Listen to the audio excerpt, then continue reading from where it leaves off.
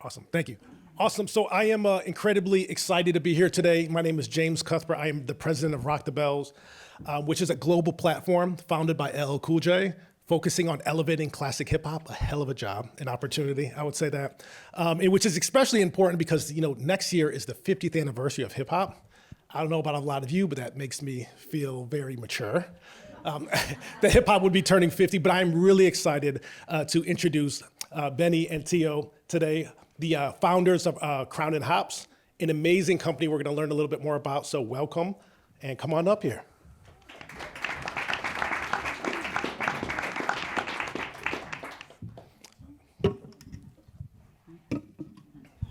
I can flip either way. I'm ambidextrous. All good. All right, so cracking, y'all. Hola. Yes, excited to have this conversation. Would love to start out with just a bit of an introduction. So, Beny, if you want to go first and just tell everybody a little bit about yourself and your journey. Yes. So, hi, I'm Beny Ashburn.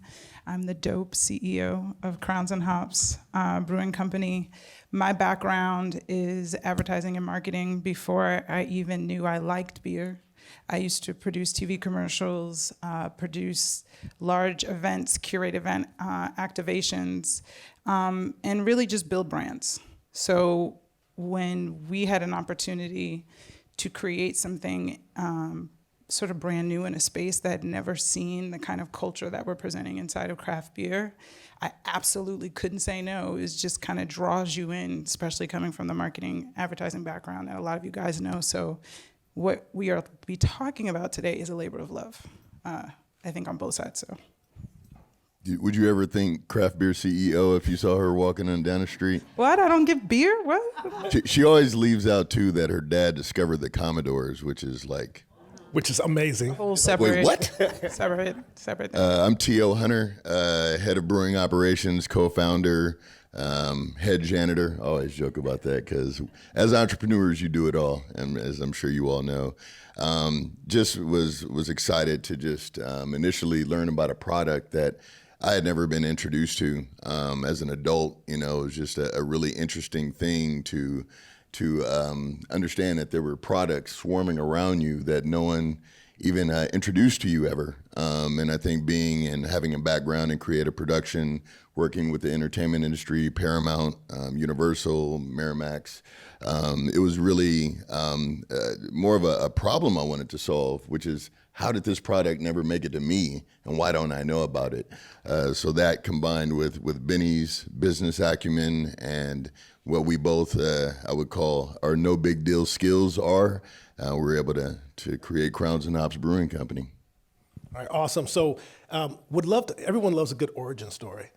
So I know you guys like scratch the surface because, when you think about craft beer, people don't necessarily think about Black people kind of like enjoying or, growing up, I was like, what do you want, a Heineken?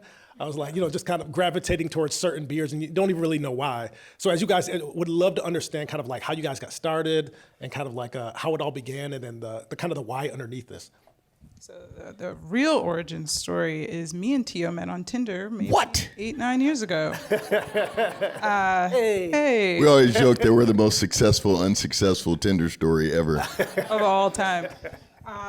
But while we were dating, he introduced me to craft beer. And I think, as I said, my experience has been more in curation and marketing.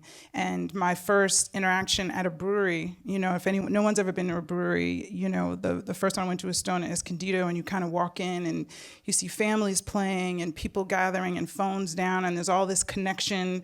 There's delicious food, there's delicious beer. It's just like a moment in time. You're kind of transported into this really safe space. But the one thing we didn't see were people of color. But we are consumers of the product, but there wasn't a community for us to come together and really share in this love of craft. So that's how we started as a lifestyle brand, focusing on creating content and experiences for people of color to, one, educate them about craft beer, build the trust, and then really explain to them that they have a partner in a brand where they feel like the products that they are purchasing and the experiences that they're having are really meant for them. And if you just think about, I think when anybody thinks about craft beer or any product like beer, immediately they're like, oh shit, like that's oversaturated. Like we don't have a shot. We don't have a chance. But then if you look at the disparity in craft beer ownership of people of color in the industry, it's a glaring opportunity. Out of almost 10,000 craft breweries in the country, less than 60 are black owned. And of those 60, less than 30 have their own facilities. So we saw it as a huge opportunity. To Beny's point, we represent a culture that's probably one of the most significant cultures on the planet. You can't look at a spot, you can't hear a commercial, you can't look at an episode of This Is Us without probably hearing hip hop in the background somewhere. And it's pretty awesome that we have the president of Rock the Bells ushering this conversation, because when you think about how we have integrated our culture even without having equity or ownership in craft beer, if you think about like Boomin' System, LL Cool J's lyrics, pass to Heineken and mind your business. Like we've literally been kind of giving the equity away without even understanding that there was equity to even have. So Beny and I were really passionate about addressing that and showing a pathway to what it means to be owners in the space. So another question. I'm gonna switch around a little bit here. So being the hip hop space is very interesting. So we talked about kind of the economy. We talked about things kind of going left and right a little bit. People a little bit of uncertainty. The one thing that is certain is that hip hop and black culture moves people. So tell us a little bit more about how you guys authentically, consistently, because I see you guys in the marketplace consistently hit it right on the nose and out of the park, of partnering with and amplifying hip hop culture within kind of your marketing and as you continue to push your business forward. It was really important for us to create a brand that led with authenticity and a lot of intention. And I think we knew trying to target this ignored audience, so to speak, we had to do it in a way that was comfortable. So even when we first started doing our events, we weren't doing them at breweries and spaces where we knew people wouldn't necessarily feel comfortable. We went to places where people would feel welcome. So we would do pop-ups in clothing stores, pop-ups, even at barbershops, places where you really have that safe opportunity to communicate. And it was in those moments that we were able to do our focus group testing. I know people ask all the time, how do you find your audience? How do you know what they want? You have to actually go out and curate spaces where they show up and ask them what they want, see what they want. And I think it was in those moments where we would offer them a pint of something never tried, like a hazy IPA, which is very tropical and juicy, or a really clean, crisp Pilsner. You watch their reaction, you see what they like, and then as we moved forward, 7 years later and have products on shelves, our products and our recipes that TO developed are based on real stats. They're based on real information. They're based on creating an emotional connection with your audience at the onset rather than trying to find it and establish it later. And to the point of hitting it on a nail every time, we are the nail. We don't have to manufacture it. I think, Beny and I both had shared experiences of being in a boardroom, being the only person of color, being the only person that probably knew every lyric to every song that was playing in the lobby if it was hip hop. And, we had to take a step back, because we were so conditioned in working with traditional agencies and working with traditional creative directors and art directors for studios, for some of the agencies that line the street, Jefferson, and we were always put in a place to where we had to second guess it, or we needed someone's approval or someone's blessing to be like, yes, that's right, yes, that's on point. And for the first time, we were able to look at this issue, look at this disparity, and take everything that we knew intrinsically and put it in play. I think one of the first times we ever even had a conversation with someone about giving us feedback on how we wanted to enter the market, he just kind of looked, him and his partner, they just looked at us like, they were like, why are you even talking to us? Like, just do it. Like, literally, he took a dry erase pen and just took it, and he wrote on the dry erase board, just do it. He was like, just do it. And that's what we did. And we've been doing it ever since. Yeah. Doing it and doing it and doing it well. I'll probably put on the LL lyric every time you I have was a about to question. say, I am a company man, so I appreciate that. No, but it's so you talk about this, which I love, is just this idea of trusting your gut. I think everyone here has experienced that, where you're like, you have a good idea, and then you might get shot down, and you start second guessing yourself. But when you think about what built you up.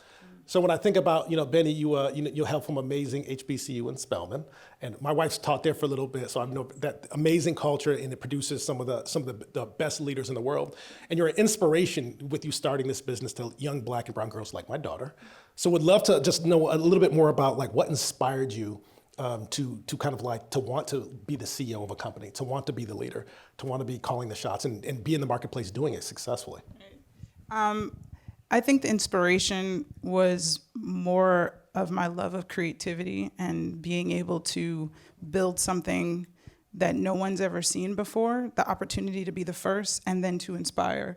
I think my going to Spelman was definitely a choice. I wanted to be in an environment where I saw people that kind of looked like me and had the same high school experiences. I went to mostly private schools. I was usually the only Black person in the room. So now I get to go to a school and be inspired in a different way. I get to laugh in a different way. I get to feel connected in a different way. And I think I take a lot of what we've done or my college experience and was able to transfer that into a brand. And, for us, it's about connecting with the culture, right? Yes, we started a movement, Black people love beer, brown people love beer, but fundamentally this is about connecting with people, connecting with community. When you look at us, you think, damn, that brand is dope. The fact that you said the word dope means we're connected. You don't necessarily have to be Black, you don't necessarily be white, you just know dope culture. And I think that's part of what you see when you look at these pictures and what you feel when you taste the beer and get the aroma is that culture and that dopeness that we have found the connection to in our consumers and our brand. That was dope. That was dope. Yeah, I'm about to say, you guys are both very dope. That was very dope. So I'll say, Tio, in like, outside of going to Howard and another amazing HBCU, you're also a vet. So would love to understand kind of like what being a vet and kind of like how that impacted you as a leader and how that impacts you even today as the CEO. Absolutely. I think, and thank you for that question. Veterans Day coming up, so make sure and buy your vets a pint. Thank you for your or service. 4. Thank you for your service. I think, one, HBCU in general, they armor us for resilience, for trailblazing. I mean, come on, the last woman on the panel from, was a grad from FAMU, another HBCU. So it's not shocking when you see other HBCU grads and alumni in spaces to where we traditionally haven't been. But for me, being a veteran, it showed me something really interesting about the human experience. Very quickly in the military, I was in 18 Corps Artillery, airborne out of Fort Bragg, North Carolina. And you are thrown in with men and women who come from completely different backgrounds as you. And you are literally put together, you're put together to survive, to win, to help, to create safe space, and you don't have time for bickering about who you are and where you came from. There was a saying in the military, like, you're not Black, you're not white, you're green. And it was a really valuable experience to quickly establish common ground as quickly as you could so you could be as efficient and effective at what you were supposed to be doing. And I had a tremendous amount of respect for what would happen in that experience of being able to connect, being able to being broken down with other human beings and then built back up. And a lot of those same philosophies and ideas of what it means just to establish a true, authentic connection with someone, regardless of their background, I think really serves us today in building a brand. I mean, because beer is probably one of the oldest and most universal beverages on the planet. So the fact that we can represent ourselves, our culture, and our community in this universal space is pretty awesome. Okay, awesome. Yeah, and then oftentimes people ask questions like, what are the challenges of being a a women-owned, a women founder, or with the challenge of being a Black-owned company? What are some of the advantages? The advantages. I mean, We got the cheat codes. right, yeah. I can freestyle on the spot. No, I'm just playing. That is not, I cannot. So He always stops that me. is not universal. Every time.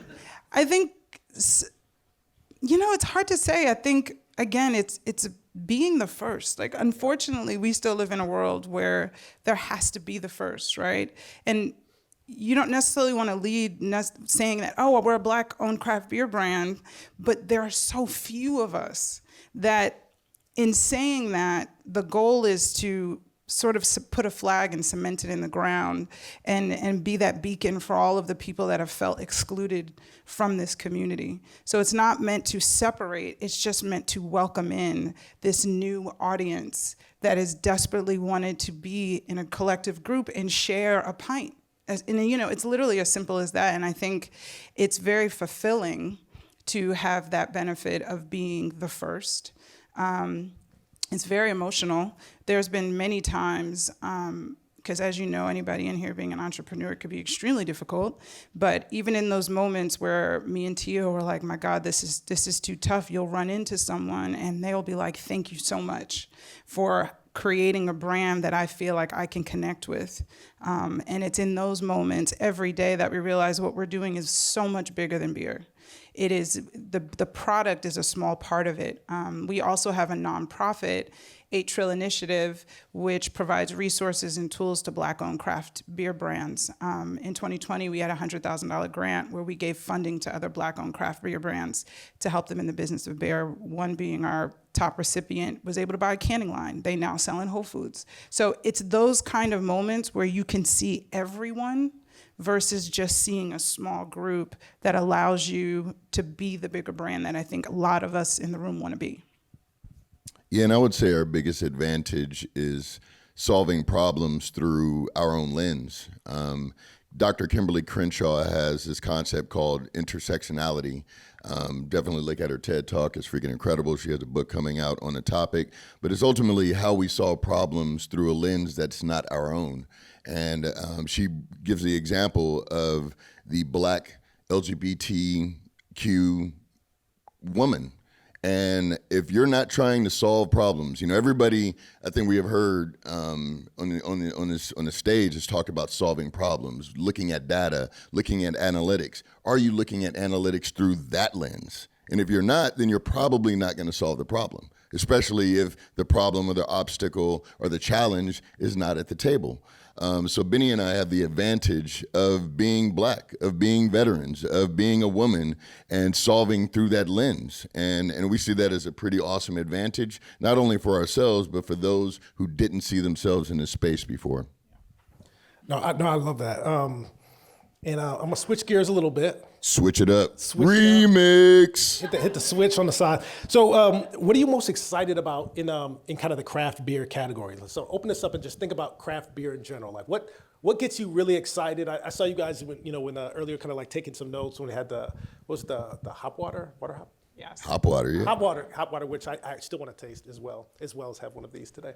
But what gets you really excited? You wake up in the morning, you're like, you know what? I'm really excited about this in my category. We are in the process of opening our first flagship. It is a 14,000 square foot restaurant and brew pub in Inglewood, not far from the SoFi Stadium. Fingers crossed, second quarter of 2023, we will be open. And I think for me, that is what I'm excited about, is creating that physical space. Our flagship is the physical manifestation of everything we've been talking about, how we're driving racial equity, how we're creating premium quality products, how we're offering these very complex varieties and flavors to our whole community, and it all lives in this one space. It's the place where you walk in and all 5 senses are activated, from sound to laughter to taste to aroma. You'll be able to experience all of that there, while also feeling comfortable and safe. And I think for me, that's what I wake up and get excited about, is when we do have that space, how that's going to make everyone feel. And it doesn't exist I think right now there aren't any spaces like that. So again, we get to be the first. Yeah, I think accessibility, I think accessibility or the lack thereof was why craft beer wasn't diverse. And we're talking about the community of craft beer, the ownership of craft beer as well. We were the first Black-owned beer brand to be sold during a Super Bowl. And to be able to accomplish that, it's funny. Beny and I talk about very few times we look up and kind of, take a look at our accomplishments because we're always so head down. But that was a pretty freaking cool moment, to see like awesome. someone holding BPOB while Dr. Dre and 50 Cent and Kendrick were on stage in Inglewood, California. Like, I was like, what? Accessibility is huge. We just started shipping to other states online. Access, I think, is a huge part of it because once you have a can and once you scan that QR code, once you read the copy that we spend time to write on that can, people understand it's bigger than beer. It's about community. It's about, to Benny's point, human connection. Got it. And so now going forth, and so tell us a little bit. So what's new? What's coming out? What can we expect from you guys next year? What do we need to go? Take our holiday. Well, first and foremost, we really lean into cores because I think we want for people to be able to recognize and see that this is a beer that's aligned with our community and our culture being the same culture that you may love at home. But we also have fun little recipes that we do things with. We have a maple pecan vanilla stout that's coming out in the next week. We have a peach cobbler style tart ale. And I think being able to solve, these what's news isn't necessarily about creating something entirely different. It's about using a different vernacular, using a different language to talk about it with. And I think that, also speaks to an advantage as well. You can't solve trigonometry with an abacus. You need new tools. You need new things in order to address problems and obstacles that maybe weren't able to be solved in the past. So, yeah, get ready for those beers. They're coming out next week. Whole Foods, baby. Total Wines and more. Trader Joe's. TJ. All right. So real quick, in 10 years from now, Crown and Hops is what? I just get to make them up. I'll put my phone let's away. do it. Come on, I call Beny the Scarlet Witch because she just like makes shit up in her What do I mind want to and then it just manifest happens. today? We're really not at Google. Women We're are just very in powerful, like so Benny's mind. women take note. We will be, I think, one of the most culturally significant beer brands in the world. I know we will. In my opinion. No think. I was about to give We it a will There we be go. the most culturally significant beer brand in the world. The entire world, hear her. universe. I think we will be, I think when me and Tio broke up, it was really important that we had a Black woman as a leader in this company and a Black man. And I think in 10 years, not only will our business be a phenomenal case study of how you can build a brand. And again, we built this from Instagram. I don't even think we started there. We started this on Instagram with a hashtag 7-8 years ago. And now we are here today. But I'd like to think we could also be inspiration and leaders to an entire community of new entrepreneurs and brand builders on how you can pivot and create new opportunities inside of a space where you don't normally see yourself. Yeah, so someone told me a long time ago, I think maybe about a decade ago when I quit my job and started working at a craft brewery, that diversity in craft beer would never be solved. He was like, it's too uphill of a battle. And he genuinely meant it, not to be hurtful, not to be mean-spirited. He's just like, it's not going to happen. And You said, hold my beer. exactly. But another thing that someone said to us a long time ago was that you couldn't be philanthropic. You couldn't be a mission-driven company and a profitable company. And we were like, no, fuck that. No, we're going to do it both. We started the 8 Trill Initiative. We gave away $100,000 to other Black-owned brewing companies in the space. We were one of the first Black-owned brands to be distributed throughout California by Whole Foods and other large retailers. In Disneyland, very excited. Oh yeah. Disneyland. Yeah, we poured with the mouse. So it's it's definitely a lesson in just doing it and just sticking with your gut. And the partners come, people who might have said no or passed on you before, didn't understand you before. I think they get it as long as you're true to your mission and your ethos. And that's something that we have been expanding the palette psychologically and physically, building community and preserving culture. All right, awesome. Well, I think that's a great place for us to take a beat and ask for and if there's any questions from the audience. Give her the box. Give her the box. Hi. I thought that was really amazing and interesting and inspiring. And along those lines of inspiration, I wanted to know, obviously, mimicking or copying, whatever you want to call it, is the greatest form of flattery. So with your initiative to help other Black-owned businesses or even any people of color, right? Have you seen that growth in the category? Are you seeing that? And what is that sort of, is there going to be a soon-to-be explosion type of thing in the craft beer world? I'm just curious. I think we've definitely seen it. Next week, I don't know, BevNet has a media division called Brewbound, and they have Pitch Live Slam. We were the first Black-owned brewery or brand to win that award last year. Another Black-owned brewery won that award, and we saw them recently, and they came up to us and they were like, listen, it's watching you guys do what you do and seeing the blueprint on how to one-up yourself every single time has allowed us to, one, feel confident that it can even be done, right? Because first, it starts there. Most people don't even think it's possible until they see it for themselves. Two, how do you do it? And will people care and support what I'm doing? God bless you. And lastly, will it last, right? How do you sustain it? And I think our initiative is all about providing resources and the blueprint. We have no problem giving people the keys to building this bigger table, because what is the point if we're sitting at this table by ourselves? So we want it to be a broader space for more people.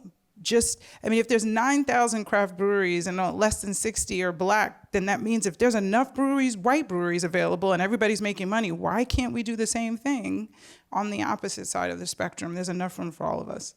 And I think also, when I talk about changing the vernacular and how we talk about these problems, I think one of the most important things that we ever read as a team was a piece called A Business Case for Racial Equity by the W.K. Kellogg Foundation, where it spoke about achieving racial equity as a strategy for economic success versus how people talk about equity and inclusion and diversity now, almost like a charity case. If we start talking about this as a mission, or rather as a strategy, an investment strategy, then we start to understand the real benefit there. The term 8 trill, which is the name of our nonprofit and our Pilsner, is based off of a stat that says if we focus on racial equity today, by the year 2050, our country stands to see an impact of $8 trillion to our national GDP. That changes the entire conversation around diversity and equity and makes it a conversation about the investing in our country. So change the way we talk about it. Hey, I have a question for you real quick. Shoot.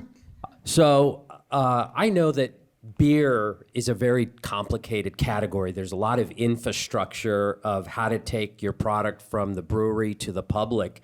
How has distribution partners or retail or, any way to get it out in the public, how has that been for you guys? Challenges, opportunities, room for growth?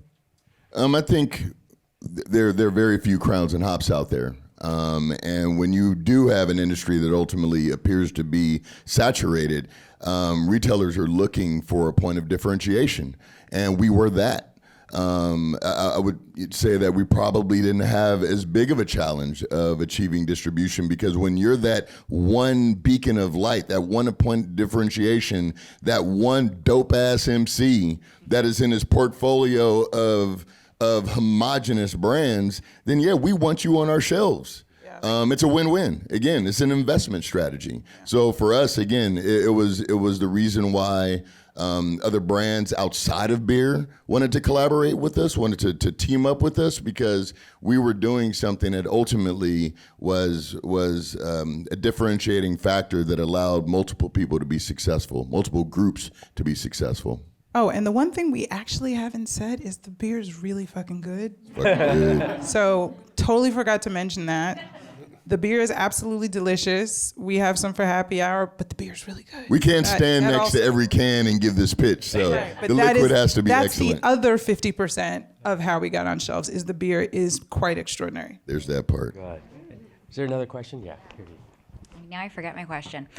You guys were so energizing. Thank you so much. One thing I was really inspired by was in your early growth, it sounds like a lot of your success came from going against the grain. You said you met with, traditional shops and you realized, what are we doing here? These are not the people for us. So as you get bigger, as you grow, as your success increases, how do you kind of reconcile that? Are you doubling down on, what makes you different? Are you adding some of the resources that you didn't previously have? What's your strategy, to get to the next 10 years?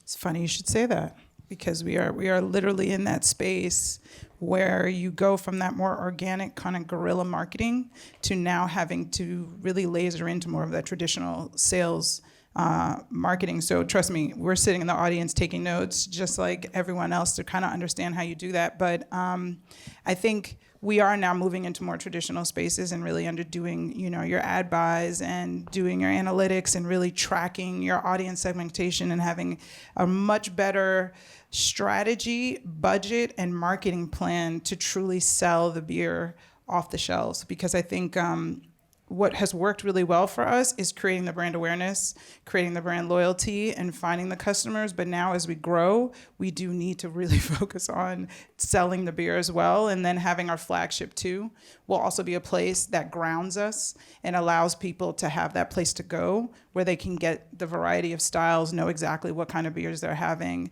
and have that center point, which is why opening our flagship is so important.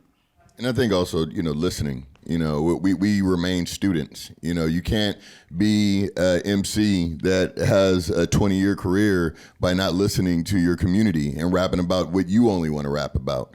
We make sure that we incorporate what's important to our community and what we do and what we talk about and who we give to and who we speak to and what we champion. So a lot of it is listening and making sure that those verses are always relevant. Got another question over here. Yeah, so my question is really simple. It's getting cold out here, and I would love one of those Black People Love Beer jackets. So do y'all have a merch shop? Where do I get one from? How's that work? Crownsandhops.com, baby. I mean, hey, look, we have like dope friends in the merch game in LA as well. Like, we would be remiss by putting out some garbage merch. So we made it a point to have attention to detail. Again, it's about, this is our camo, when it comes down to what it means to not only represent quality products, but also a company that has the people at the core of what it is that they're doing. So I didn't mean that about the jacket, but I think there is a broader question there. Like, you guys are so attached to culture.